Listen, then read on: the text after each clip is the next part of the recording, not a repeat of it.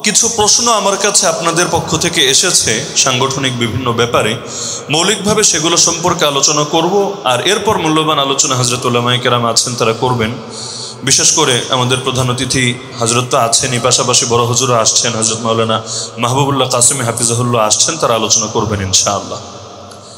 এক নম্বর বিষয়, আজমতে সাহাবা বাংলাদেশের হঠাৎ করে পথ চলার প্রয়োজন কেন পড়ল?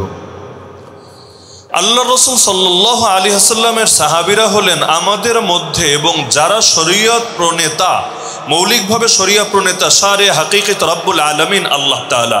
আর আমাদের কাছে শরীয়তটা পৌঁছিয়ে গিয়েছেন যিনি শারে মাজাজি মুহাম্মদুর রাসূলুল্লাহ সাল্লাল্লাহু আলাইহি ওয়াসাল্লাম। তা আমরা আল্লাহর পক্ষ থেকে ডাইরেক্ট এই কোরআনটা পাই নাই, আল্লাহর কথা ডাইরেক্ট এই কান দিয়ে শুনিও নাই, আর ইসরা বা মেরাজ করে রব্বুল আলামিন পর্যন্ত আমরা পৌঁছিও নাই। তা আমাদের মধ্যে এবং আল্লাহ এবং তার রসুলের মধ্যে যারা সেতু বন্ধন, যারা সিঁড়ি, তাদের নামই সাহাবায়ে কেরাম রাদিয়াল্লাহু তাআলা আনহুম আজমাইন। দুঃখজনক বাস্তবতা, ইহুদিরা কখনো আপনি দেখবেন না মুসা আলাইহিস সালামের সঙ্গীদেরকে গালি দেয়, খ্রিস্টানদেরকে কখনো দেখবেন না ঈসা আলাইহিস সালামের সঙ্গী যাদেরকে আমরা চিনি হাওয়ারিয়িন নামে, সে হাওয়ারিদেরকে কখনো গালি দেয়। তো দুঃখজনক বাস্তবতা, এই বাংলাদেশেও যদি আপনি খুঁজে নিয়ে এক মুহররম মাসেই হাজার হাজার না রে ভাই, লক্ষ লক্ষ এমন নামধারী মুসলমানদেরকে দেখবেন যারা আহলে বাইতের মহব্বতের ব্যানার লাগিয়ে নবীর সাহাবীদেরকে গালি দেয়। তো একদিকে তো তিক্ত বাস্তবতা এটা যে দুনিয়া জুড়ে সাহাবায়ে কেরাম রাদিয়াল্লাহু আনহুম এর ইজ্জতকে একদল নিজেদের জন্য হালাল করে নিয়েছে, যে তাদের শানে যা মনে চায় তাই মনে হয় তারা করতে পারে। তো দীর্ঘদিন পর্যন্ত, অথবা আরো খাস করে বললে সেই স্বাধীনতার পর থেকে বা স্বাধীনতার আগ থেকে আজও পর্যন্ত বাংলার জমিনে সাংগঠনিকভাবে এই সাহাবা বিদ্বেষী যত দল আছে, আর সাহাবা বিদ্বেষী হওয়ার জন্য একটা মূলনীতি আমি বলে রাখি, সাহাবা বিদ্বেষী হওয়ার জন্য সকল সাহাবীর শানে বিদ্বেষ রাখা, সকল সাহাবীর সমালোচনা করা, সকল সাহাবীর শানে কটূক্তি করা কখনোই আবশ্যক না। যেমন নবী বিদ্বেষী হওয়ার জন্য সব নবী বিরোধী হওয়া লাগে না। আরে আপনি ইহুদিদেরকে দেখেন, নবী মুসার উপরে তো ঠিকই ঈমান রাখে, কিন্তু মুহাম্মদুর রাসূলুল্লাহ সাল্লাল্লাহু আলাইহি ওয়াসাল্লামের উপর ঈমান রাখে না। আবার ঈসা আলাইহিস সালামকে হত্যা করার জন্য তার ঘরকে ঘেরাও করে ফেলেছিল। এক নবীর জন্য জান দিয়ে দেয়, কিন্তু আর এক নবীকে দেখতে পারে না, বিনিময়ে শেষ সময়ে গিয়ে জান্নাত নসিবে জোটে না, বরং জাহান্নামীদের তালিকায় তাদের নাম ওঠে। তো সাহাবায়ে কেরামের বিদ্বেষী হওয়ার জন্য সবার শানে বিদ্বেষ করা লাগে, বিষয়টা এমন না। সালাফে সালিহিন ইমামরা লিখে গিয়েছেন। গতকাল আমার আজমতে সাহাবা কনফারেন্সের দিন যে বইটা প্রকাশিত হবে ইনশাআল্লাহ, সেখানেও রেফারেন্স যুক্ত করে দিয়েছি।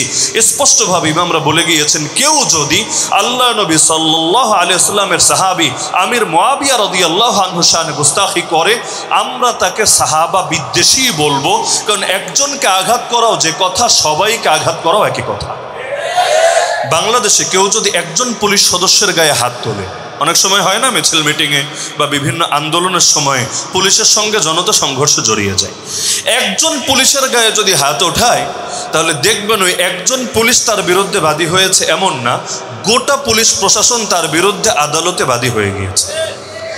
তো পুলিশের ক্ষেত্রে যদি একজনের বিরুদ্ধে যাওয়ার মানে পুরো প্রশাসনের বিরুদ্ধে যাওয়া হয়, তো নবীর সাহাবীদের ক্ষেত্রে একজনের বিরুদ্ধে যাওয়া মানেই তো সকলের বিরুদ্ধে যাওয়া হবে মৌলিকভাবে, যারা সাহাবায়ে কেরামের শানে গুস্তাখি করে।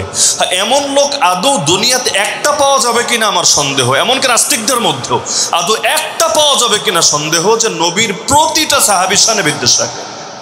খেয়াল করলে দেখবেন যে সব সাহাবীকে নিয়েও যারা ঢালাও খারাপ মন্তব্য করে, ওদের সাথে আলাদা কথা বললেও কোনো একজন সাহাবী যিনি হয়তো জিহাদের ময়দানে ডাইরেক্ট নামেন নাই, অথবা তার উল্লেখযোগ্য কোনো কথা তার শানে গিয়ে বা ওই ব্যক্তির অন্তরে গিয়ে আঘাত করে নাই, দেখবেন বলবে গিয়ে সাহাবী হলে তার মতো হও। যেমন আমাদের যুগে অনেকে আমাদেরকে বোঝায়, হুজুর হলে অমুক হুজুরের মতো হও। এরকম হওয়ার কি দরকার যে জেল খাটা লাগে? এরকম হওয়ার কি দরকার যে গ্রেফতারির পরোয়ানা কাঁধে নিয়ে ঘুরে বেড়াতে হয়? হুজুর হলে অমুকের মতো মিষ্টি মিষ্টি মিষ্টিভাষী হুজুর হয়ে যাও, ঝামেলা খতম। তো এখন এই টাইপের আচরণ অনেক সময় দেখবেন যারা নিজেদেরকে মুসলমান পরিচয় দেয় না, তারা পর্যন্ত করে। তো এখন একজন সাহাবি বলেন আর 10 জনই বলেন আর 100 জনই বলেন, যারা সাহাবিদেরকে গালি দেয় এদের মূল মাকসাদ সাহাবিদেরকে গালি দেওয়া না, বরং এদের মূল মাকসাদ গোটা ইসলামকে সন্দেহযুক্ত করা। ইসলাম যেহেতু আমাদের পর্যন্ত এসেছে একটা সূত্র ধরে, সেই সূত্রের নাম সাহাবা, তো তাদেরকে সমালোচিত করার মানে কোরআনকেও সন্দেহযুক্ত করা, হাদিসকেও সন্দেহযুক্ত করা। আরে তুই গালি দিবি আমির মুআবিয়া রাদিয়াল্লাহু আনহুকে, আজকে গালি দিবি আমির মুআবিয়াকে যে আমির মুআবিয়া খারাপ, আর 2 দিন পর এই তুই বলবি যে আমির মুআবিয়া যেহেতু ওহী লিখেছে সুতরাং ওহীও খারাপ। আমাদের ভাই মাহমুদ গনবী আপনাদের ময়মনসিংহে এই বয়ান করে গিয়েছিল যে আজকে শিখাবে বাল্য বিবাহ মানেই খারাপ, সেটা যেই করুক না কেন। এখন যেমন বাংলাদেশে যেটা নিয়ে আলোচনা হচ্ছে, আমরা তো এখানে বসেছি আজমতে সাহাবা নিয়ে, অথচ শানের রিসালাত আজমতের রিসালাতের উপরই এই বাল্য বিবাহের ইস্যু দিয়ে বড় বড় ব্যক্তি পর্যন্ত বেয়াদবির হিম্মত দেখিয়ে দিচ্ছে। তো যে প্রসঙ্গে বলছিলাম, তিনি আলোচনা করেছিলেন যে আপনি আজকে বেয়াদবি করছেন বা দেখাচ্ছেন যে বাল্যবিবাহ খারাপ অথবা জিহাদ মানেই খারাপ ইত্যাদি ইত্যাদি। যদি আপনাকে এটার ব্যাপারে একমত করতে পারে যে ইসলাম মানেই শান্তির ধর্ম, যুদ্ধ ইসলামে নাই, জিহাদ এগুলো ইসলামে নাই, 2 দিন পর আপনাকে বলবে আরে এই খারাপ কাজটাই তো তোর নবী করেছিল। তো 20টা আনেই এভাবে, প্রথমে আপনাকে বলবে আমির মুআবিয়া খারাপ, 1 বছর পর আপনাকে বলবে জানি সেই কোরআন কার কলমে এসেছে, আল্লাহ নবী বিভিন্ন রাজা বাদশার কাছে চিঠি পাঠিয়েছে, সেগুলো কে লিখেছে। তাহলে আঘাতটা দিন শেষে কোথায় গিয়ে পড়ছে?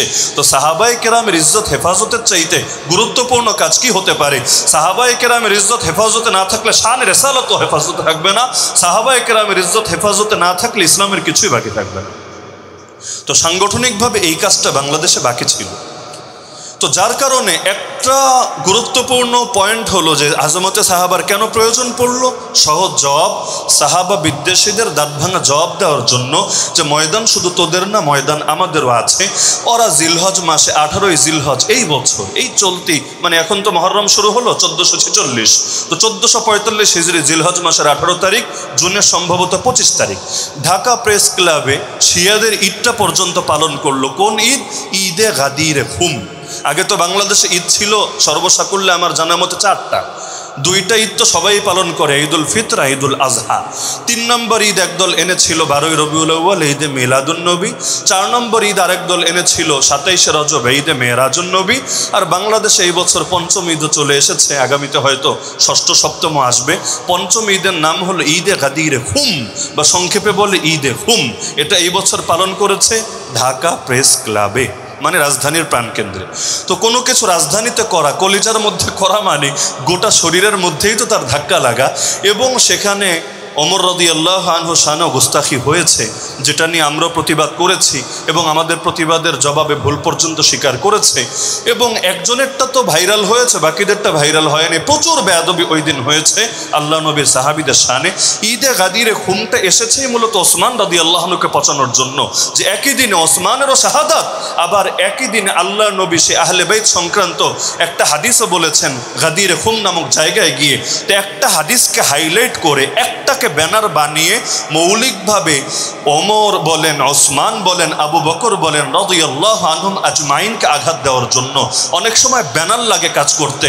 এখন ব্যানার এক একজনের এক এক রকম হয়। কখনো দেখবেন মুক্তিযুদ্ধের চেতনা, কখনো দেখবেন দেশপ্রেম, কখনো দেখবেন এই সেই। তো জিনিসগুলো তো ভালো, কিন্তু এর ব্যানার লাগিয়ে যদি কাজ করে কালো, তাহলে তো মুশকিল হবেই। তো এখন সাহাবা বিদ্বেষী যদি কেউ ডাইরেক্ট প্রকাশিত হয় উম্মার সামনে, উম্মা তো আর ওরে আস্ত রাখবে না, একেবারে জানে মেরে ফেলবে।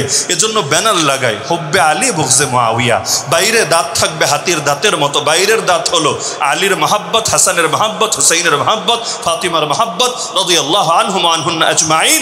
আর ভেতরের মূল মাকসাদ থাকবে আল্লাহ নবীর বাকি সাহাবীদের নফরত। তো এখনো ইরানের মতো এত সাহস তো হয় নাই রাস্তাঘাটে লিখে রাখবে লানত আবু বকরের উপর, লানত ওমরের উপর, লানত ওসমানের উপর, নাউযুবিল্লাহ। ওরা বায়াত নেয়, বায়াত। আমাদের পীর সাহেবরা বায়াত নেয় না, ওরা একজনের থেকে বায়াত নেয়। বায়াত নেওয়ার সময় এই 3 খলিফারে গালিগালাজ, আয়েশা রাদিয়াল্লাহু আনহাকে গালিগালাজ, এগুলো না করলে বায়াতই পরিপূর্ণ হয় না। তো বাংলাদেশে ওই নীরব আন্দোলন চলছে, এবং এটা যে চলছে এই খবরই আমাদের নাই। আমি উদাহরণ হিসাবে বলি, ইসকনের নাম কবে শুনেছেন আপনারা? বেশি থেকে বেশি 4 বছর, 5 বছর, আরও বেশি হলে 7-8 বছর। তার আগে তো শোনেন নাই। কখন শুনেছেন?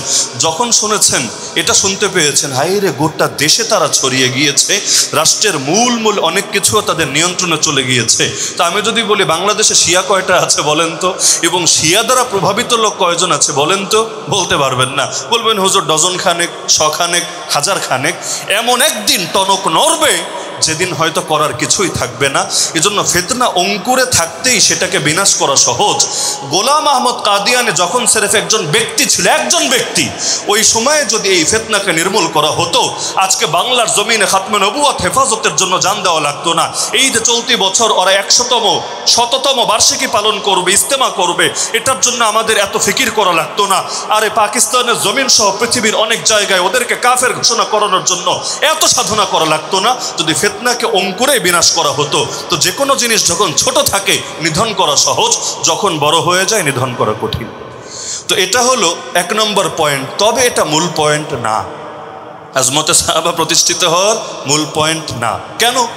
যদি এমন হতো বাংলাদেশে একজন সাহাবা বিদ্বেষীও নাই, তবু আমরা আজমতে সাহাবা করতাম। কেন?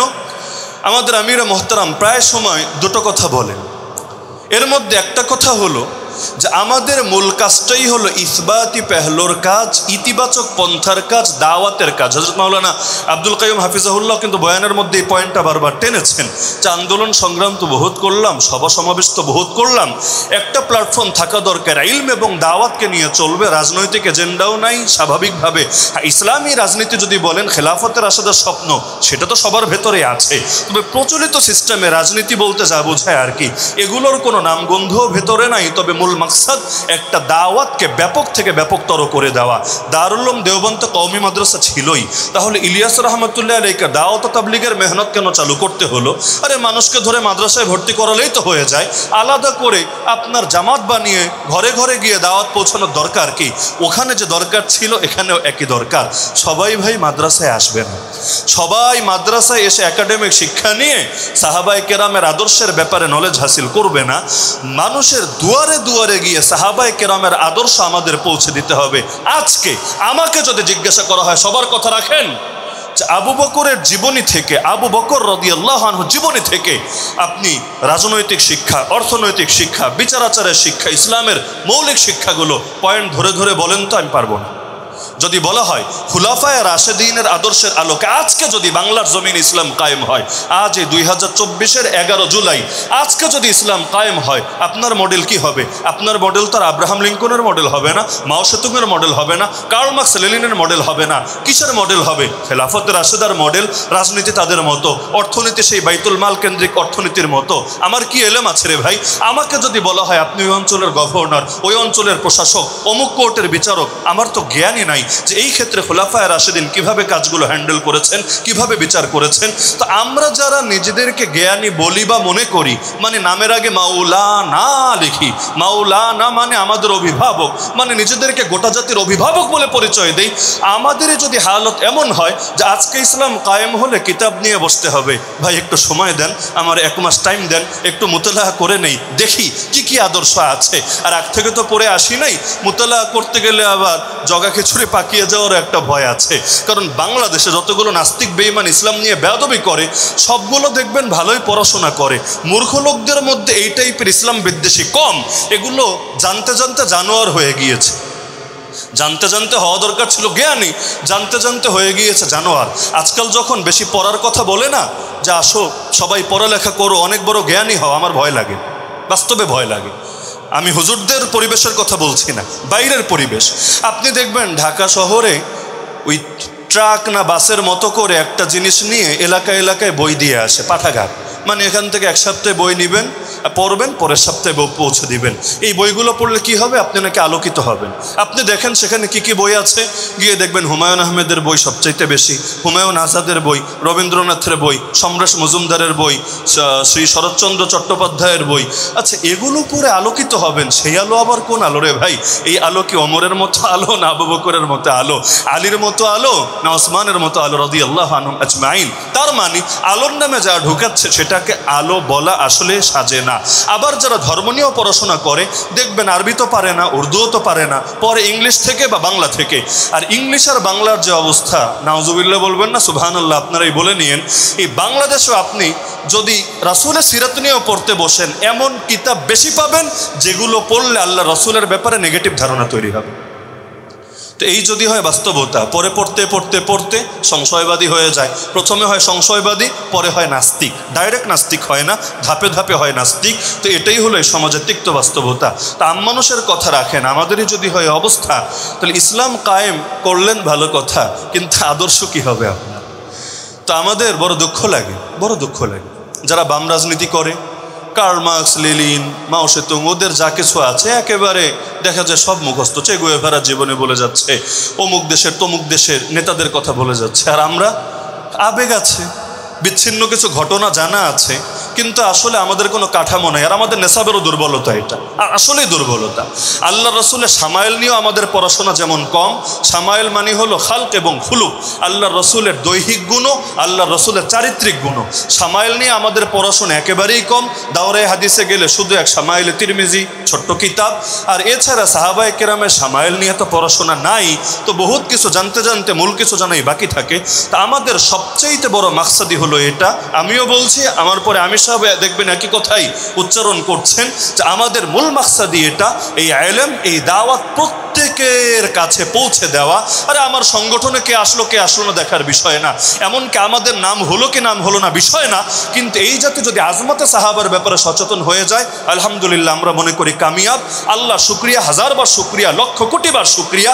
এই এক মুহররম মাসে আমার নজরে এসেছে, আমি বলবো না, বাংলাদেশের কয়েকটা মাদ্রাসা এবং কয়েকটা সংগঠন তারা আজমতে সাহাবা সম্মেলন ব্যানারে নিজেরা অনুষ্ঠান করছে, এবং এই ব্যানারে ইতিপূর্বে করেছে বলে আমার কাছে কোনো তথ্য নাই। আমি খোঁজ নিয়েছি, ইতিপূর্বে করেছে বলে তথ্য নাই, তার মানে এটাই সফলতা।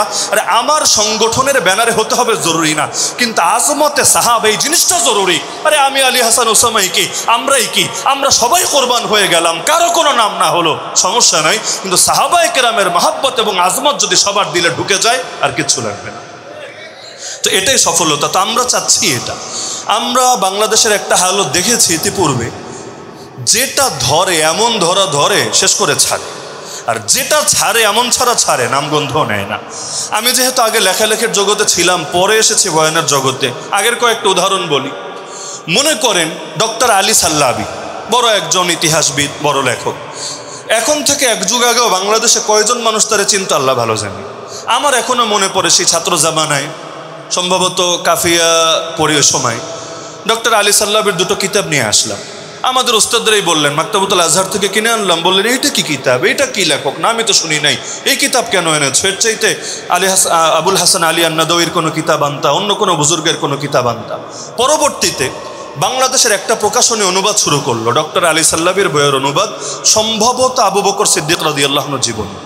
এক প্রকাশনীকে দেখে আরেক প্রকাশনী শুরু করলো। এবার দুই দলে মারপিট শুরু হলো। এরা বললো আমরা লেখক থেকে অনুমতি এনেছি, তোরা ছাপবি কেন? এরা বললো না, আমরাও তো অনুমতি এনেছি, তোরা আগে ছাপলি কিভাবে? লাস্টে দেখা গেল সবাইরই অনুমতি দেয় যেই অনুমতি চায়। তো দুই দলের মারপিটের মধ্যে 3 নম্বর আরেক প্রকাশনী ছাপলো। তাদের দেখা দেখি 4 নম্বর। ছাপতে এখন যে কত ডজন প্রকাশনী তারে ধরেছে আল্লাহ ভালো জানে। একইভাবে আর রাহিকুল মাখতুম, একটা কিতাবের নাম আপনারা শোনার কথা, কিতাব কোন মানে সে আলোচনায় না যাই, এর অনুবাদ আমার জানা মতে 50-এর উপরে আছে। তো সিরাতের কি আর কিতাব নাই দুনিয়ায়? বহুত আছে, ওগুলো ছাপেন, ওগুলো অনুবাদ করেন। কিন্তু না হুজুর, এটা সেল ভালো, এটার বিক্রি ভালো। মানে কি, একজন যেটারে ধরে আগে খবর নাই, কিন্তু একজন যখন ধরলো আর অন্যরা দেখলো সে সফল, সে এগিয়ে গিয়েছে, তখন এটার লোকের আর কোনো অভাব পড়ে না। এটা আমাদের তিক্ত বাস্তবতা। যেদিকে যায় এমন যাওয়া যায়। এখন থেকে 5-7 বছর আগে, 2017-18, আমি যদি আর উদাহরণ দিয়ে বলি, প্যারাডক্সিক্যাল সাজিদ এবং এই জাতীয় কয়েকটা বই, মানে যেগুলো নাস্তিকদের সংশয়ের খণ্ডনে লিখিত, এর কয়েকটা বইয়ের তো আমি ওই সময় সম্পাদকও ছিলাম, শরীর সম্পাদক।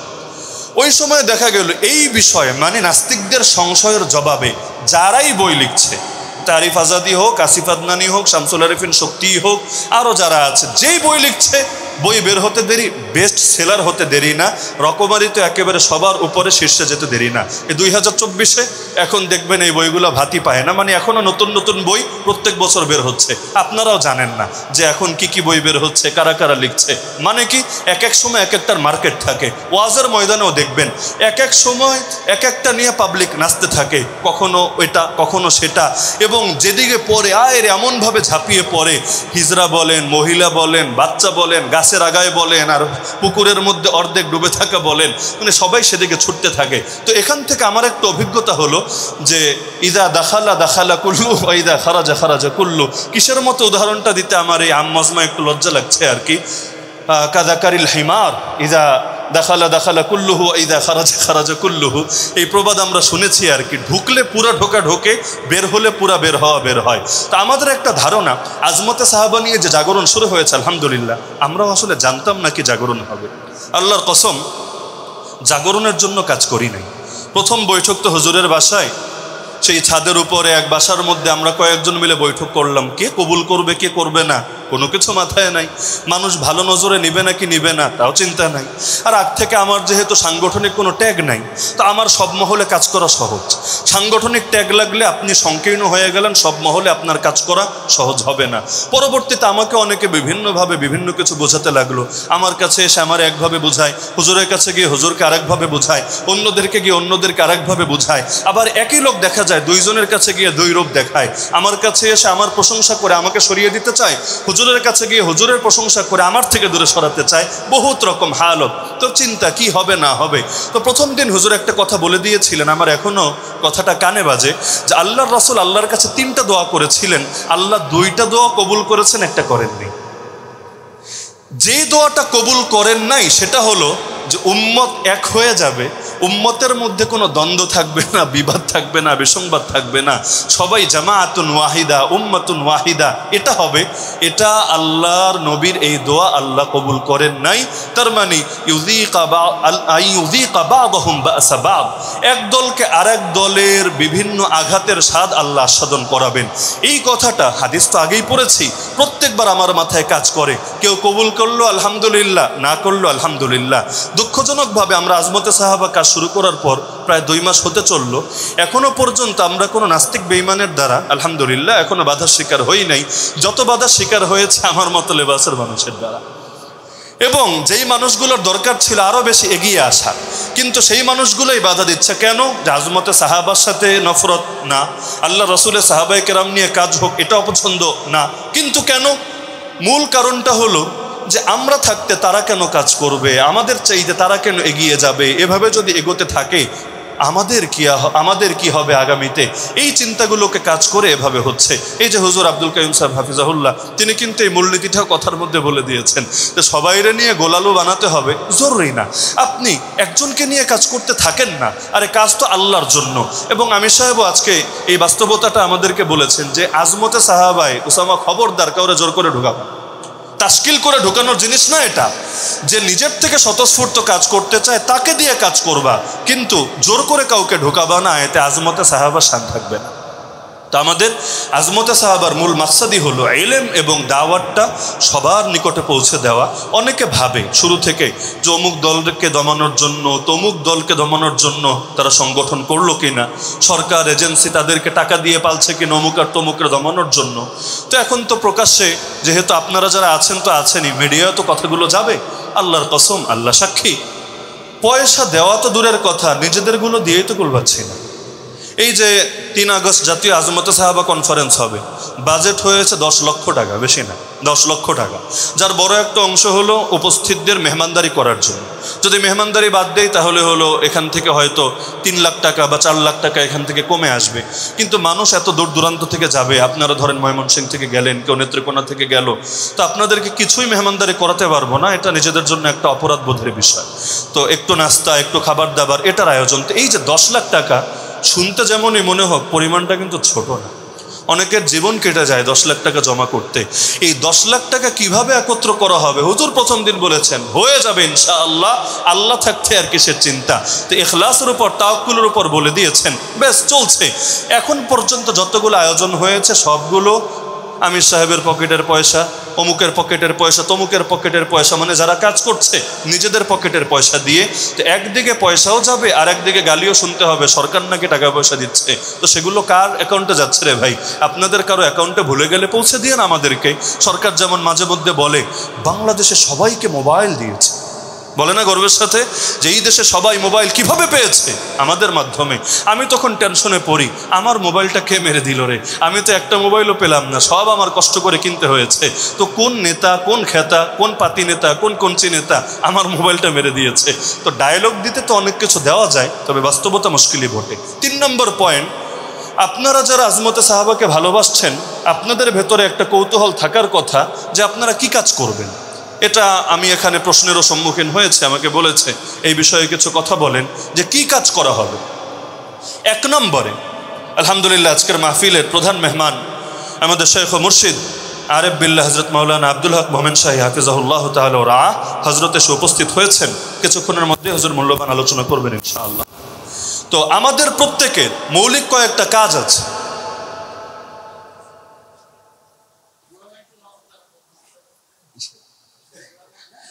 এর মধ্যে 1 নম্বর কাজ হলো আমরা ইলম এবং দাওয়াতকে খুব বেশি ব্যাপক করব। এখানে যেহেতু তালিবুল ইলম বেশি, আমি প্রত্যেকের কাছে বিনীত অনুরোধ রাখবো আল্লাহর ওয়াস্তে, আল্লাহর ওয়াস্তে, আল্লাহর ওয়াস্তে, নেশাবে থাকুক বা না থাকুক, আপনারা আপনাদের মুরব্বী এবং যাদেরকে আপনারা ইলমের ক্ষেত্রে, তালিমের ক্ষেত্রে মুরব্বী হিসাবে যাদের থেকে পরামর্শ নেন, প্রত্যেকে মুরব্বী উস্তাদদের সাথে পরামর্শ করে সাহাবায়ে কেরাম রাদিয়াল্লাহু আনহুম আজমাইনের জীবনী সম্পর্কে জানার জন্য আলাদা করে পড়াশোনা করবেন, আলাদা করে মোতালা করবেন। এটা আপনাদের মৌলিক সাবজেক্ট হবে। নির্বাহী বৈঠকে হুজুর বারবার কথা বলেন যে পড়াশোনা করা লাগবে, কে কি পদে আছেন বিষয় না, কিন্তু সাহাবায়ে কেরাম সম্পর্কে জানতে হবে। যার ইলম যত বেশি হবে আশা করা যায় তার আমলও তত বেশি হবে। বাবুন আল ইলমু ক্বাবলা আল আমাল, সহিহ বুখারীতে এই শিরোনামে তো অধ্যায় আছে। ইলম আমলের আগে, ইলম যত সুন্দর আমল তত সুন্দর, ইলমে যত ভেজাল আমলেও তত ভেজাল। তো এই কারণে আমি প্রত্যেক তালিবুল ইলমের কাছে বিনীতভাবে অনুরোধ রাখবো আপনারা প্রত্যেকে সাহাবায়ে কেরাম রাদিয়াল্লাহু আনহুম আজমাইনের জীবনাদর্শকে পড়ার একটা গুরুত্বপূর্ণ সাবজেক্ট হিসাবে গ্রহণ করবেন। নিসাবে আছে কি দেখার বিষয় না, আপনি এটাকে আল মাদ্দাতুল ইদাফিয়া হিসাবে আপনার নিসাব, আপনার মানহাজের অন্তর্ভুক্ত মনে করবেন। পারবেন না সবাই ইনশাআল্লাহ? পারবেন না সবাই ইনশাআল্লাহ? দ্বিতীয় কাজ, সাহাবায়ে কেরামের মহব্বতের দাওয়াত আপনারা ব্যাপক থেকে ব্যাপকতর করে ফেলবেন। এই জামানায় আধুনিক জিনিসের পেছনে ছুটতে ছুটতে অনেক সময় প্রথমে সাহাবায়ে কেরামের পথ থেকে সরে, তারপর 2 দিন পর সাহাবায়ে কেরামের আদর্শের উপর আঙ্গুল তোলে। যেমন আপনি খেলাফতকে ভালোবাসেন, খুব ভালো কথা। গণতন্ত্র, রাজতন্ত্রকে ঘৃণা করেন, আরও ভালো কথা। 2 দিন পর আপনি বলে বসলেন আমির মুআবিয়াই হলো রাজতন্ত্রের জনক। নাউযুবিল্লাহি মিন যালিক। যেহেতু এই নামে বই আছে বাজারে, খেলাফত ও মুলুকিয়াত বইয়ের মূল বিষয় তো এটাই, আমির মুআবিয়া এবং ওসমান রাদিয়াল্লাহু আনহুকে কলঙ্কিত করা, শিয়া প্রভাবিত ইতিহাস দিয়ে তাদের সামনে আঘাত করা। এমনকি সম্ভবত আমার এখন যতটুকু মনে পড়ে, কারাগারের মধ্যে একদিন কথা প্রসঙ্গে আলোচনা করছিলাম যে সাহাবায়ে কেরাম রাদিয়াল্লাহু আনহুম আজমাইন সকলে মুজাহিদ ছিলেন। ওই সময় আমি জিজ্ঞাসা করেছিলাম যে এই যে কথাটা যে সকলে মুজাহিদ ছিলেন বিল মানাল আম, এটার উপর কারো কোনো ইশকাল, কোনো এতেরাজ, কোনো প্রশ্ন আছে কি? তো ওই সময় আমাদের ভাই মাওলানা মাহমুদ গনবী হাফিজাহুল্লাহ তিনি বললেন যে আমার তো প্রশ্ন নাই, কিন্তু কেউ কেউ বলে, মানে অন্যদের ধারণা খণ্ডন করার জন্যই তিনি প্রশ্নটা দাঁড় করাচ্ছেন, যে কেউ কেউ তো বলে যে আর রাহিকুল মাখতুমের মধ্যে এই ঘটনাটা আছে, যদিও আর রাহিকুল মাখতুম থেকে আমি এটা খুঁজে আলাদা করে দেখিনি। তো যার কারণে আমি ঘটনাটাই উল্লেখ করলাম, রেফারেন্সটাই উল্লেখ করলাম। যার রাহিকুল মাখতুমের মধ্যে নাকি এই ঘটনাটা আছে যে হাসান বিন সাবিত রাদিয়াল্লাহু আনহু উহুদের সেই জিহাদের ময়দানে, তো নারী সাহাবীরা যেখানে ছিলেন সেটার পাহারাদারের জন্য আল্লাহ রসুল তাকে সেখানে রেখেছিলেন। তো এমন সময় এক দুশমন, এক কাফের এসে ওকে ঝুঁকি মারছে। তো এক নারী সাহাবীর নজরে পড়ে গিয়েছে। তিনি হাসান বিন সাবিত রাদিয়াল্লাহু আনহুকে বলছেন আপনি যান, আপনি গিয়ে ছুরি দিয়ে তার মোকাবেলা করেন, তরবারি দিয়ে তার মোকাবেলা করেন, তাকে প্রতিহত করেন। তো তিনি নাকি জবাব দিয়েছেন না, আমি এগুলো পারি না। মানে জবানের জিহাদ তো পারি, কবিতার জিহাদ, সাহিত্যের জিহাদ তো পারি, তবে এই তরবারির জিহাদ আমি পারি না। এরপর সেই নারী নিজেই তরবারি হাতে নিয়ে বা ছুরি হাতে নিয়ে সেই জালেমের বিরুদ্ধে নেমেছেন এবং তাকে ধরাশায়ী করে দিয়েছেন। তো এমনি তো ঘটনাটা বললে সবাই বলে উঠবে সুবহানাল্লাহ, বাংলাদেশের অনেক বড় একজন পীর সাহেব ওই ঘটনাটা এক আম মজমার মধ্যে বয়ান করেছেন। এরপর বড় এক মুফতি সাহেব গিয়ে তারা পাকড়াও করেছেন আলাদা করে রুমের মধ্যে। আপনি যে ঘটনাটা বললেন কিসের ভিত্তিতে বললেন? তিনি বললেন যে আমি কিতাবে পেয়েছি। মুফতি সাহেব বললেন, আমি একটা গ্যারান্টি দিয়ে বলি আপনি কিতাবে পান নাই, বাংলা বইয়ে পেলে পেতে পারেন, বাংলা বইকে আমরা কিতাব বলি না, আপনি কিতাবে পান নাই, এটা হতেই পারে না এই ঘটনা। তিনি বললেন, আপনি এতটা মজবুতভাবে কিভাবে বলছেন? পাশ থেকে আরেক হুজুর, উনিও বড় হুজুর, উনি বলেন যে আপনি পীর সাহেবের ধরলেন, এই ঘটনা তো বাংলাদেশে অনেকেই বলে, অনেক বক্তারাই বলে। তো তিনি মুফতি সাহেব জবাব দিলেন, অনেকে বলে তো কিসে বলে? বয়ানে বলে? যদি বয়ানে বলে আমরা এটাকে গুরুত্ব দেই না, কারণ এটা আমাদের ইলমের কোনো মানদণ্ড না, কোনো মেয়ার না। এমনকি ইলমি মহলেতে এই কথা প্রসিদ্ধ আছে, একই ব্যক্তির বয়ান একই ব্যক্তির লেখা দুটো এক পর্যায়ে না। যদি শোনা হয় তিনি বয়ানে বলেছেন কথাটা নরম, যদি বলা হয় তিনি কলমে লিখেছেন কথাটা মজবুত। কারণ আমরাও কথা বলার সময় অনেক পয়েন্ট চলে আসে যেটা হয়তো দুর্বল, তো লিখতে গেলে আমি যখন সবগুলো রেফারেন্স যোগ করব অনেক কিছু বাদ যাবে এবং সেটা যে দুর্বল সেটা আমার সামনে চলে আসবে। তো বয়ান এবং তাকরির আর তাহরির দুটোর মধ্যে মৌলিক পার্থক্য আছে। ঘটনা কোন দরবারের ঘটনা সবাই বুঝে ফেলবে, এজন্য নাম বলারই দরকার নেই। ঢাকার এক আলেম, তিনি তখন হলো সার্চ করে এটা বের করলেন, তারপর গিয়ে বললেন হুজুর আমি পেয়েছি। তো এবার হলো অন্যরা সবাই খুশি, মুফতি সাহেব একটু চিন্তিত যে এটা তো পাওয়ার কথা না, আমিও তো আপত্তি করলাম, তারা খুশি, যাক হাওয়ালা পাওয়া গিয়েছে। এবার তিনি পড়ে শোনালেন আত-তামহিদ, যেটা লিখেছেন ইমাম ইবনে আব্দুল বার আল মালিকি রাহমাতুল্লাহ আলাইহি, প্রসিদ্ধ কিতাব, আহলে ইলম সকলে নামের সাথে পরিচিত। তা তামহিদ কিতাবের হাওলায় তিনি পড়ে শোনালেন এবং পুরো এবারটাও তিনি আমাকে বলেছিলেন যে এই যে ঘটনাটা উল্লেখ করার পর দেওয়া আছে, এই ঘটনাটা হলো মুখতারা ইখতারাআতহু শিয়া লিতান ফি শানি সাহাবা। এই ঘটনাটা হলো একটা বানোয়াট মন গড়া ঘটনা, যেই ঘটনাটা শিয়ারা বানিয়েছে নবীর সাহাবীদের শানে আঘাত করার জন্য, তাদের চরিত্রকে কলঙ্কিত করার জন্য। তো এটা পরে তিনি বলে ওঠেন আলহামদুলিল্লাহ, আর তাদের তো মাথা নত হয়ে গেল, হায় হায় কি হলো। তাহলে দেখা যাচ্ছে যদি এটা রাহিকুল মাখতুমেও থাকে, আমার জানা নাই, যদি এটা থাকেও ওই কারাগারের মধ্যেও, আমার সামনে তো কিতাবও ছিল না, মোবাইলে সার্চ করারও সুযোগ ছিল না, আমি গুনবী ভাইকে বলেছিলাম যে আমার দিল এই ঘটনাটা কবুল করে না। এখন রেফারেন্স নাই তাই আমি রেফারেন্স দিতে পারছি না, তবে বের হওয়ার পর আমি ইনশাআল্লাহ এটা নিয়ে আলাদা খোঁজাখুঁজি করব এবং আমার দিল বলে এটা হতে পারে না, কিছুতেই হতে পারে না। পরবর্তীতে দেখা গেল না, আসলেই ভুয়া। তাহলে এই যে এভাবে ছড়িয়ে যাচ্ছে, বিষাদ সিন্ধু একটা বইয়ের নাম শোনেন নাই? এক সময় বাংলাদেশের রাজত্ব ছিল বিষাদ সিন্ধুর, ওই মকসুদুল মুমিনেরও যেমন এক যুগ গিয়েছে, বিষাদ সিন্ধুরা এক যুগ গিয়েছে। এই বিষাদ সিন্ধু দিয়ে কত হাজার না লক্ষ লক্ষ মানুষের ভেতর সাহাবা বিদ্বেষ ঢুকেছে, হিসাব নাই। আমার সামনে যদি আলিয়া মাদ্রাসার বইগুলো রাখেন, আমি খুলে পৃষ্ঠা নাম্বার খুলে দেখিয়ে দিতে পারবো যে এই লাইনের দ্বারা আল্লাহ নবীর সাহাবেদেরকে কলঙ্কিত করা হয়েছে। ভার্সিটির শরিয়া ডিপার্টমেন্টগুলোতে যা পড়ানো হয় বইগুলো এনে দেন আমার সামনে, আমি লাইন ধরে দেখাতে পারবো যে কিভাবে ওরিয়েন্টালিস্ট প্রাচ্যবিদদের হাওয়ালা দিয়ে আল্লাহ নবীর শানে গুস্তাখি করা হয়েছে। এগুলো নিয়ে স্বতন্ত্র কাজ করার ইচ্ছা আমার আছে, কিন্তু এখন সংগঠন শুরু, তো এখন সংগঠন গোছাতেই তো কুল পাচ্ছি না, আর ইলমে এই কাজগুলো করা তো আরো মুশকিল ব্যাপার। তবে আমার ইচ্ছা আছে, আল্লাহ যদি হায়াত দান করেন, এই বাংলার জমিনে আলিয়ার সিলেবাসেই থাকুক, ভার্সিটির সিলেবাসেই থাকুক, কলেজের সিলেবাসেই থাকুক, স্কুলের সিলেবাসেই থাকুক, এমনকি হাত্তাকে কোনো কওমি শিক্ষা বোর্ডের কোনো বইয়ের কোনো চিপায় চপেও যদি এই জাতীয় কোনো কথা চলে আসে, সেটার বিরুদ্ধে ইলমি প্রতিবাদ করবই এবং পরিবর্তন করে ছাড়বই ইনশাআল্লাহ। তো আমাদের কাজ হলো অনেক বড় এবং শুধু দেশব্যাপী না, দুনিয়াব্যাপী। আমরা প্রথম দিনই এটা মজমায় আলোচনা করেছি যে এখন তো আমরা নাম দিচ্ছি জাতীয়, এক সময় হবে আন্তর্জাতিক ইনশাআল্লাহ। কারণ যেই জিনিসের প্রতিষ্ঠা হয় ইখলাস এবং তাকওয়ার উপর, আল্লাহ না থামালে পৃথিবীর কেউ সেটাকে কখনোই থামাতে পারবে না ইনশাআল্লাহ। তো আমরা আমাদের মাকসাদ আগেও ক্লিয়ার রেখেছি, এখনও বলছি যে আমাদের মূল মাকসাদই ইলমটাকে, দাওয়াতটাকে ব্যাপক রাখা। তা আপনাদেরকে দুটো কাজ আমি দিয়ে যাচ্ছি মৌলিকভাবে, এরপর দু একটা কথা বলে আলোচনার ইতি টানবো। এক নম্বর কাজ, সাহাবায়ে কেরামের শানে পর্যাপ্ত জানবেন, পারবেন তো ইনশাআল্লাহ। আমি সাধারণ ভাইয়েরা যারা আছেন তাদের জন্য বলছি, বাংলায় আলহামদুলিল্লাহ এখন ভালো কিছু বই অনুবাদ হয়েছে। আমার সাজেশন থাকবে, এটা আমার আলোচনার অংশ না, কথা হিসাবে যেহেতু আসলো, আর আপনাদের অনেকের ইলমের তলব আছে তাই আমি বলে দিচ্ছি। মাওলানা ইসমাইল রেহান, বাংলায় অনেকে ইসমাইল রেহান লেখে, পাকিস্তানের মজবুত আলেমে দ্বীন মাওলানা ইসমাইল রেহান, তার ইতিহাস নিয়ে কাজগুলো অনেক সুন্দর আলহামদুলিল্লাহ। আর ডক্টর আলী সাল্লাবির কাজগুলো সুন্দর, তবে এটা অনেকের জন্য জটিল, মানে শুধু রেফারেন্স নির্ভর বই, অনেকে পড়তে পারে না, খেই হারিয়ে ফেলে, কয়েক পৃষ্ঠা যাওয়ার পর বিরক্ত লাগে। মাওলানা ইসমাইল রায়হানের যে বইগুলো আছে এগুলো পড়লে আশা করা যায় ইনশাআল্লাহ সাহাবায়ে কেরামের শানে সুন্দর একটা ধারণা তৈরি হবে। আমার নিজের একটা দুঃখ আছে, ছাত্র জামানে শুনতাম যে ইসলামী ইতিহাস সম্পর্কে জানার সবচাইতে শর্টকাট এবং সুন্দর কিতাবের নাম তারিখে ইসলাম আকবর শাহ নজিবাবাদী। ওই ছাত্র জামানায় পকেটে তো বেশি পয়সা এমনিও থাকে না, নাস্তার টাকা জমিয়ে জমিয়ে কষ্ট করে কিতাবটা কিনলাম।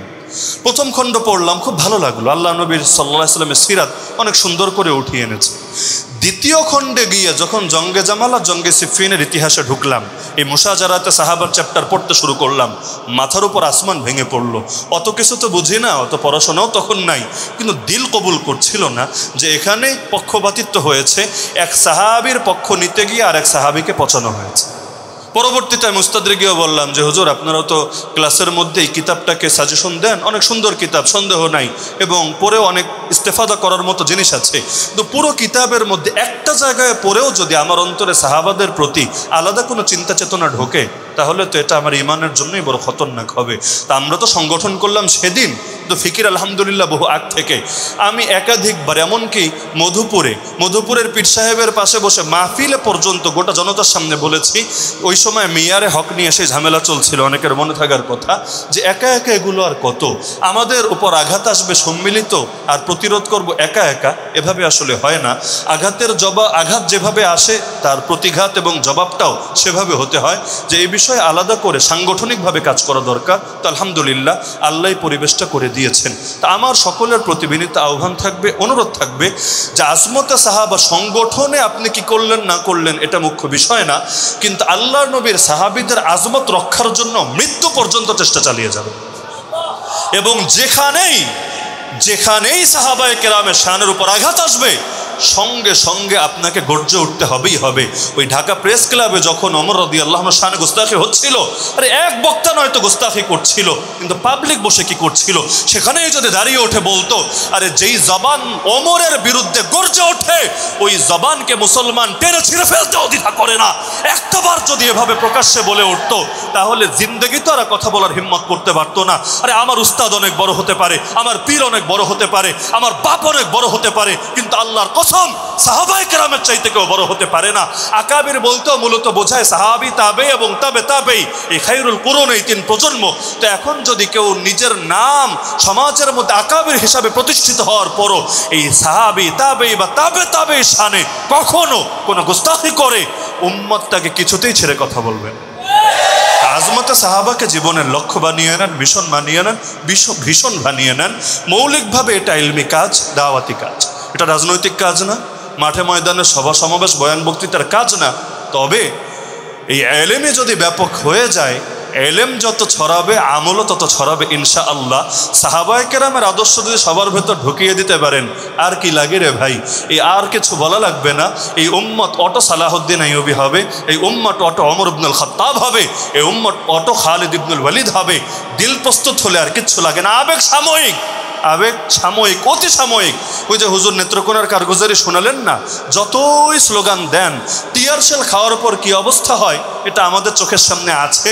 জীবনে টিয়ার শেল খাওয়ার অভিজ্ঞতাও আছে, আর এরপরের প্রতিক্রিয়া দেখার অভিজ্ঞতাও আছে। তো সুতরাং শেখ আব্দুল্লাহ আজম রহমতুল্লাহ আলাইহি বলতেন, কেউ যদি আবেগ থেকে ময়দানে আসে, এক আবেগ থেকে আসবে আর এক আবেগ তাকে সরিয়েও দিতে পারে, কিন্তু আকীদা যদি কাউকে ময়দানে আনে, শাহাদাত ছাড়া কোনো জিনিস তাকে ময়দান থেকে সরাতে পারবে না। তাহলে আজমতে সাহাবা ছড়ানোর জন্য রাজি আছেন তো ইনশাআল্লাহ?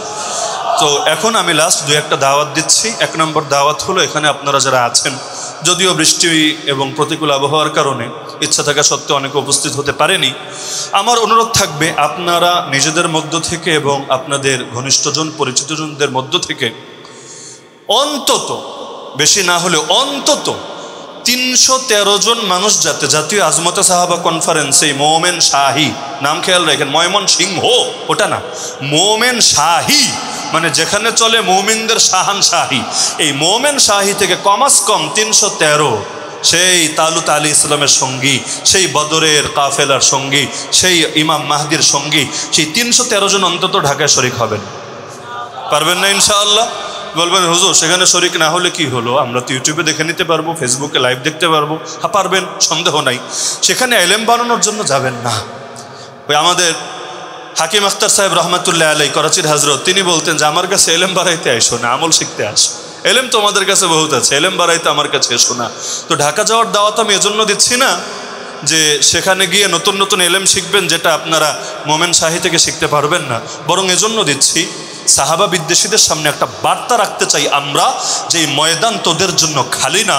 তোরা এখানে ঢাকা শহরে রাজধানীতে বসে জিলহজ মাসে, তাও 18ই জিলহজ এবং বিভিন্ন সময় মুহররম তো পুরো মাস জুড়ে নবীর সাহাবীদের সামনে গুস্তাখি আর বেয়াদবি করবি, আর আমরা কোনায় কানায় গ্রামে মফস্বলে গিয়ে তোদের বিরুদ্ধে প্রতিবাদ করব? না না, এটা হবে না। আরে একজন সাহাবা প্রেমিক জিন্দা থাকতেও তোদের জন্য ময়দান খালি করে পালাবে না। তো খেলা তো ময়দানে জমে, খালি মাঠে গোল তো সবাই দিতে পারে।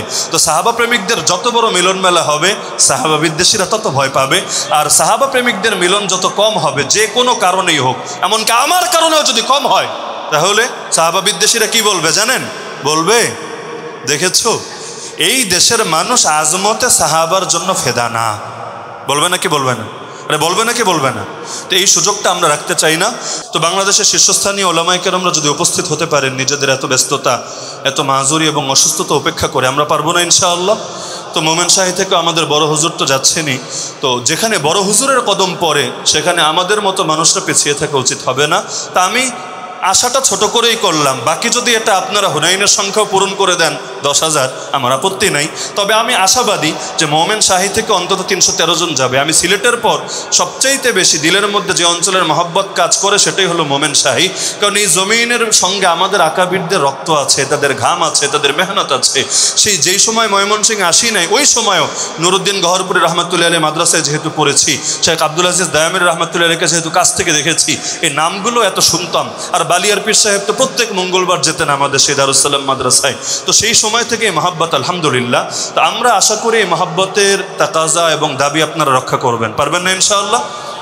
দ্বিতীয় দাওয়াত হলো যে আজমতে সাহাবা এটা তো কোনো রাজনৈতিক সংগঠন না, এবং অরাজনীতির ব্যানারেও রাজনীতি না। অনেক সময় হয় যে সংগঠন তো অরাজনৈতিক, তবে লক্ষ্য থাকে রাজনৈতিক না, এমন কিছুও না। আমাদের হযরত মাওলানা আব্দুল কাইয়ুম হাফিজাহুল্লাহ নেত্রকোনা সিংহপুরুষ, তিনি তো ক্লিয়ার করেছেনই, এবং সেগুলো দিয়ে আমরা আশাবাদীও না। লা ইউলদাগুল মুমিনু মিন জুহরিন ওয়াহিদিন মাররাতাইন, মুমিন এক গর্তে বারবারও দংশিত হবে না। আমাদের হযরত মাওলানা খুরশেদ আলম কাসেমি হাফিজাহুল্লাহ, শ্রদ্ধা আমিরে মুহতারাম, তিনি তো 34 বছর ধরে আছেন এক রাজনৈতিক দলের সাথে সিনিয়র নায়েবে আমির হিসাবে, এবং প্রত্যেক বছর হুজুরের বক্তব্য হলো 50,000-এর কম সদকা যায় না এই পকেট থেকে। যদি 50,000 করেও যায়, তাহলে 34 বছরে মিনিমাম 17 লাখ টাকা তার পকেট থেকেও ব্যয় হয়েছে। তবুও প্রথম দিন থেকে বলছেন, আমার দিল এক আজমতে সাহাবাকে এমনভাবে কবুল করেছে, গোটা জিন্দেগিতে দ্বিতীয় কোনো কিছু এমনভাবে কবুল করেনি।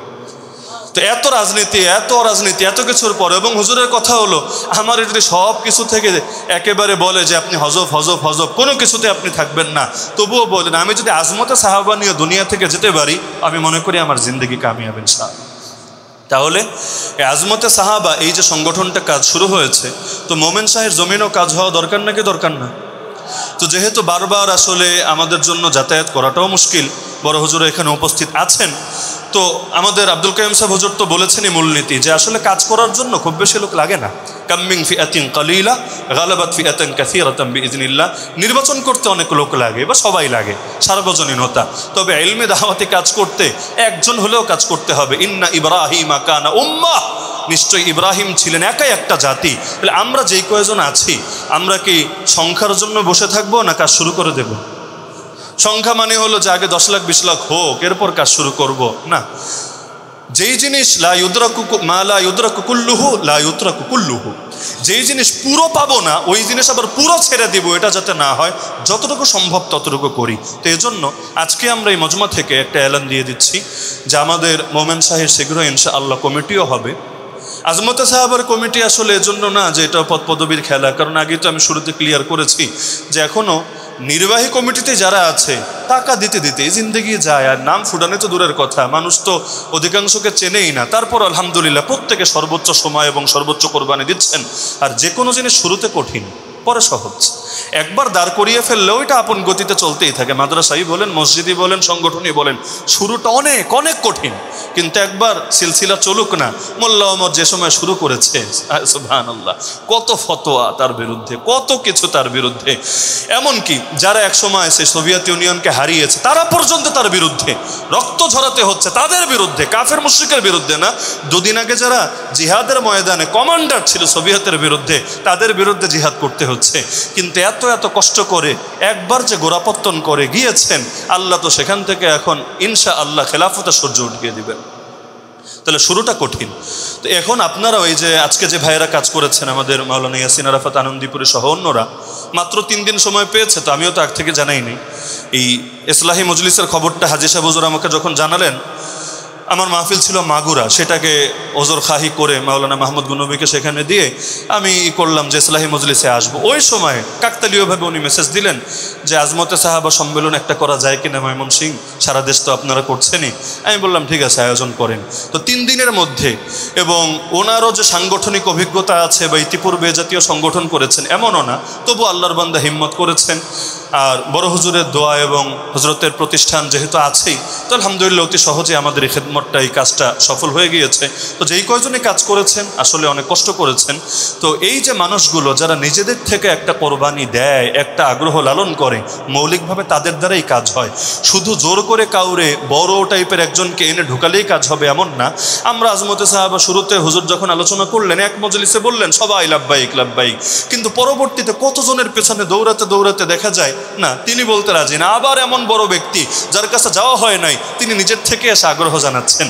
তাহলে মূল ফয়সালা তো আল্লাহই করবেন। ইদা আরাদাল্লাহু শাইআন হাইয়া আলাহু আসবাবা। সুতরাং এখানে যেহেতু আমাদের অনেকে মেহনত করেছেন, তো আজকে আমরা একটা আহ্বায়ক কমিটি ঘোষণা করে যাচ্ছি, যারা পরবর্তীতে হযরত উলামায়ে কেরামের সঙ্গে আলোচনা করে তারা পূর্ণাঙ্গ কমিটি ঘোষণা করবেন। তবে এখানে আজকে যারা মেহনত করেছেন সকলের নাম আলাদা আলাদা করে আমি পাঠ করছি না, সকলেই তারা সদস্য হিসেবে থাকবেন। তবে আমাদের গোটা ময়মনসিংহের, মানে শুধু মোমেনশাহী জেলা না, গোটা মোমেনশাহীরই আমরা সকলে যার ছায়াতলে কাজ করব, এবং যিনি আমাদের মুরব্বী হিসাবে থাকবেন আমাদের শাইখ মুর্শিদ আরিফ বিল্লাহ হযরত মাওলানা আব্দুল হক মোমেন শাহিদ দামাত বারাকাতুহুল আলিয়া হযরত, ইনশাআল্লাহ এই আহ্বায়ক কমিটিরও তিনি জিম্মাদার হিসাবে থাকবেন, এবং তিনি কেন্দ্রীয় কমিটির উপদেষ্টা হযরত, মানে হযরতই আমাদের প্রধানতম ছায়া, যার অধীনে আমরা কাজ করছি। তো ইনশাআল্লাহ হযরতের অধীনে আমরা আগামীতেও কাজ করতে থাকবো ইনশাআল্লাহ। আর হযরত মাওলানা মাহবুবুল্লাহ কাসেমি হাফিজাহুল্লাহ হযরতও ইনশাআল্লাহ সর্বাত্মক মেহনত করবেন, এবং এই কমিটিটাকে পূর্ণাঙ্গভাবে গোছানোর জন্য যা যা করা লাগে হুজুর আমাকেও আশ্বাস দিয়েছেন করবেন ইনশাআল্লাহ। তো এই 2 জন মুরব্বী আর আমাদের আর যে মাওলানা এবং যে সমস্ত জেনারেল নওজোয়ান ভাইয়েরাও আজকে অনেক মেহনত করেছেন, তারা সকলে ইনশাআল্লাহ আহ্বায়ক কমিটিতে শরিক। তো তাদের অতি দ্রুত ইনশাআল্লাহ আলাদা করে আমরা সফর করে প্রত্যেক মানে জেলার যারা আছেন শীর্ষস্থানীয় সকলের সঙ্গে মশওয়ারা করে সমন্বয় করে, প্রত্যেকেই কমিটিতে থাকতে হবে জরুরি না, তবে আবার কারোর সাথে বিরোধ হোক এটাও কখনো কাম্য না। সকলের সঙ্গে সমন্বয় করে একটা কার্যকর কমিটি হবে ইনশাআল্লাহ। বাংলাদেশের যেই কয়েকটা জেলা উল্লেখযোগ্য জেলা, এর মধ্যে তো প্রথম সারির মধ্যে মোমেনশাহী থাকবে, এটা তো আপনারা স্বীকার করেনি। তো এই জেলাগুলো যদি ইনশাআল্লাহ মজবুত হয়, বাকিগুলো এমনি হয়ে যাবে ইনশাআল্লাহ, কারণ মাথা আছে যেদিকে দেহও যাবে সেদিকে। তা আল্লাহ রাব্বুল আলামিনের কাছে আমরা দোয়াও করব, আল্লাহ তাআলা যাতে এই আহ্বায়ক কমিটিকে পূর্ণাঙ্গ কমিটি অতি সত্বর বাস্তবায়ন করার জন্য রাব্বুল আলামিন তৌফিক দান করেন। আমাদের কেন্দ্রীয় কমিটিও এখনও পূর্ণাঙ্গ পুরোপুরি হয়নি, আমাদের শুরা পরিশোধ করা এখনও বাকি আছে। মানে মাত্র তো শুরু হলো, একটা গাছ যখন ওঠে মাত্র 2টা পাতা থাকে, এক পর্যায়ে বিশাল এক ছায়াদার বৃক্ষ হয়ে যায় সেটা। জমিন যখন আমাদের মানব জাতির ইতিহাস শুরু হলো, মাত্র 2 জন ব্যক্তি আসলেন, আল্লাহ রাব্বুল আলামিন দুনিয়ায় পাঠালেন, তাদের দ্বারা গোটা দুনিয়াটা আবাদ হলো। তো আমরাও শুরু করি, সামান্য করে শুরু করি ইনশাআল্লাহ। আল্লাহ চাইলে সামান্য একদিন অসামান্য হয়ে যাবে, আমাদের হায়াতে হোক, আমরা দুনিয়া থেকে যাওয়ার পরে হোক। তো সকলে সর্বাত্মক মেহনত করবেন তো ইনশাআল্লাহ। আর যারা সদস্য হবেন তাদের প্রতি কেন্দ্র থেকে যত ধরনের জিম্মাদারি আসবে, মৌলিক জিম্মাদারি ইলম আর দাওয়াত, এর বাইরে আপনাদের এখানে রাজনৈতিক কোনো জিম্মাদারি কখনো আসার কথা না, আসবেও না ইনশাআল্লাহ। তো ইলম আর দাওয়াতের যে জিম্মাদারিগুলো আসবে, সেটা নিজের ব্যক্তিত্ব, নিজের ইগো, নিজের গায়রাত এগুলোর দিকে না তাকিয়ে রব্বুল আলামিনের দিকে তাকিয়ে রাসূলুল্লাহ সাল্লাল্লাহু আলাইহি ওয়াসাল্লাম এবং সাহাবায়ে কেরাম রাদিয়াল্লাহু আনহুম আজমাইনের শান এবং আজমতের দিকে তাকিয়ে করবেন তো ইনশাআল্লাহ। আল্লাহ তাআলা সবাইকে তৌফিক দান করুন।